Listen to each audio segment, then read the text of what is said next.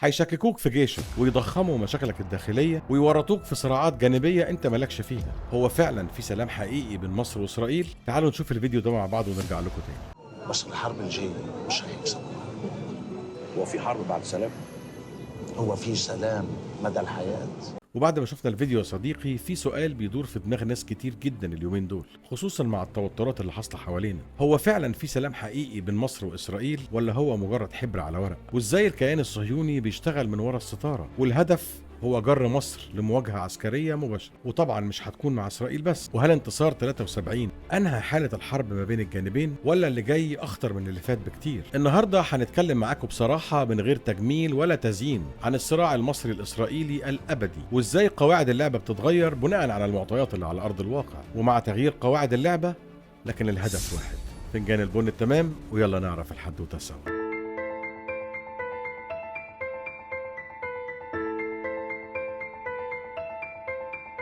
من ساعة ما اتزرعت إسرائيل في المنطقة من سنة 48 وهي الخطة عندها واحدة وما بتتغيرش: تفكيك الشعوب العربية من الداخل، تدمير الجيوش العربية، والسيطرة على منابع المياه في المنطقة، والنفاذ لعمق القرار السياسي في الدول المحيطة بيها. طب ومصر؟ مصر دايما هي حجر العثرة قدامهم، أقوى جيش وأكبر دولة وأكبر تأثير في المنطقة بالرغم من تاريخها الاستعماري الطويل. بس اللي راعبهم يا صديقي وعامل لهم هلع هو عبور مصر كل اللي حاولوا يستعمروها أو يحتلوها. سنة 48 شاركت مصر في أول مواجهة ضد الكيان، وفي 56 لما جمال عبد الناصر أمم قناة السويس اتحدت إسرائيل مع بريطانيا وفرنسا في العدوان الثلاثي. وده يوريك يا صديقي إن الموضوع مش موضوع حدود أو مش نزاع حدودي، هو نزاع وجودي في المقام الأول. وطبعا مفيش حد فينا قادر ينسى سنة 67 والنكسة والحملات الدعائية اللي عملتها إسرائيل واللي عمالة تدرسها وتقلبها في الإعلام لحد اليومين دول عشان توصل رسالة واحدة بس: إنها أقوى دولة في المنطقة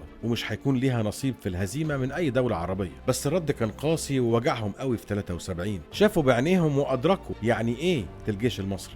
اما بقى في 6 اكتوبر يوم الانتصار العظيم حصل اللي محدش كان متوقعه. مش هدخل في التفاصيل لان احنا اتكلمنا فيها في حلقة قبل كده. الجيش المصري عبر القناة وحطم خط بارليف ونسف كبريائهم الزائف بانهم قوة لا تقهر، ورجع كرامته وكرامة كل المصريين واستعاد سينا. بس تفتكر معايا يا صديقي ان بعد الحرب والانتصار انتهت الحدوتة؟ بالعكس، دي بدأت قواعد اللعبة بتتغير بشكل جديد وعصري. نيجي لأهم نقطة في حلقتنا النهاردة وهي اتفاقية السلام. هي في الحقيقة كانت اتفاقية سلام بالنسبة لمصر، لكن للطرف الثاني في الاتفاقية هي كانت بداية حرب جديدة من غير مدافع ولا طيارات ولا صواريخ. حرب كده زي ما بيقولوا ناعمة، تطبيع واختراق ثقافي وتجسس وتكنولوجيا وسيطرة اقتصادية وسيطرة مائية. إسرائيل واثقة ومتأكدة إن هي مش هتقدر تكسب جولة تاني قدام الجيش المصري، فقالت نفتعل الحرب من الداخل ونجر مصر لمواجهة مباشرة عشان نقدر ساعتها نتفوق عليها. في برامج كتير عندهم في إسرائيل، محللين سياسيين واستراتيجيين بيقروا وبيؤكدوا إن الجيش المصري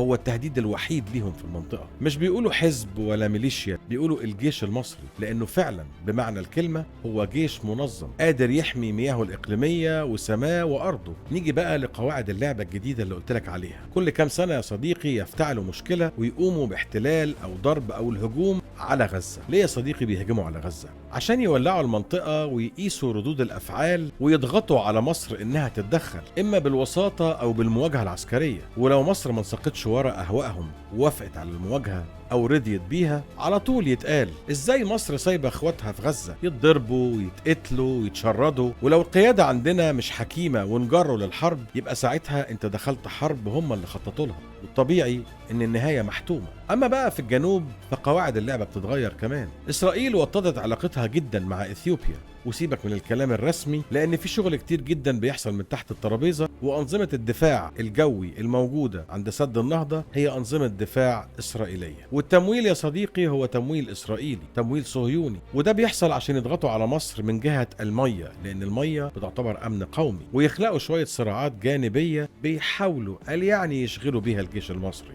هم نسيوا مين هو الجيش المصري وعمل إيه فيهم في 73 ولا إيه؟ لكن يا صديقي مع كل اللي بيحصل ده الجيش المصري صاحي وواعي وبيفكر كويس. ومصر مش بلد سهلة، ولا مصر بلد صغيرة، ولا شعبها عمره ما كان في يوم من الأيام غبي أو حتى خاين. عشان كده يا صديقي لما تلاقي تحركات غريبة من دولة الكيان في البحر الأحمر ليبيا أو السودان، اعرف إنها محاولة إشعال حدودك. ومع كل ده مش من السهل إن احنا ننجر الحرب أو نتشتت. واوعى تنسى آخر حرب ليهم، وده آخرهم معانا، حرب الإعلام والسوشيال ميديا، اللي كل يوم تلاقي فيه بوستات وفيديوهات وإشاعات، وكله شغال على هدف واحد: كسر الثقة بينك وبين جيشك. بس السؤال الأهم والأخطر، هل سألت نفسك قبل كده هو مين المستفيد؟ أكيد طبعا مش أنت. إسرائيل مش هتبطل تحاول تهاجمك، والجيش المصري عمره ما بينام، صاحي وعارف هو بيعمل إيه. الصراع شغال بس بأدوات جديدة، ودلوقتي هو دورك ودوري ودور الشعب المصري. لازم تبقى واعي وفاهم ومدرك ومتأكد إنك جزء من المعركة دي، حتى لو أنت مش شايل سلاح. إحنا عمرنا ما كنا دعاة حرب، لكن في نفس الوقت مش هنسيب نفسنا نتجر الحرب، ولا هنرضخ لحد عايز يجرنا الحرب. احنا صناع القرار في كل حاجة. الصراع ما انتهاش ومش هينتهي، لانه صراع ابدي، بس اللي فاهم ايه اللي بيحصل بيعرف يتصرف كويس. اكتب لنا في التعليقات يا صديقي، هل انت شايف ان الكيان الصهيوني بيحاول يجر مصر لمواجهة مباشرة، ولا شايف ان السلام باقي ما بين الدولتين؟ والسؤال الاهم والاخطر، لو الظروف ادت ان المواجهة هتحصل، هل احنا مستعدين؟ ما تنساش تعمل شير، لايك وسبسكرايب، واهلا بيك في اي وقت. كنت معاكم رفيق عادل في اصل الحدوتة، واستنونا في حواديت جاية كتير. أشوفكم على خير.